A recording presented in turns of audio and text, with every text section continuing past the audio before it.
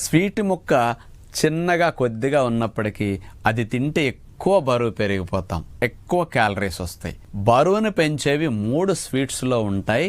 ఒకటి పంచదార, 100 గ్రాముల పంచదార 400 కిలో క్యాలరీల శక్తినిస్తుంది. 2 స్వీట్స్ తయారీలో నూనె కానీ నెయ్యి కానీ ఉపయోగిస్తారు, లేదా డాల్డా కానీ ఉపయోగిస్తారు. ఇవి ఏవైనా సరే 100 గ్రాములు తీసుకుంటే 900 కిలో క్యాలరీల శక్తి.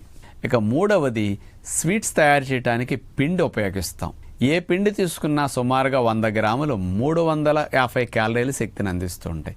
బరువును పెంచే ఎక్కువ క్యాలరీస్ ఉన్నాయి 3, అటు పిండి, పంచదార, నూనె.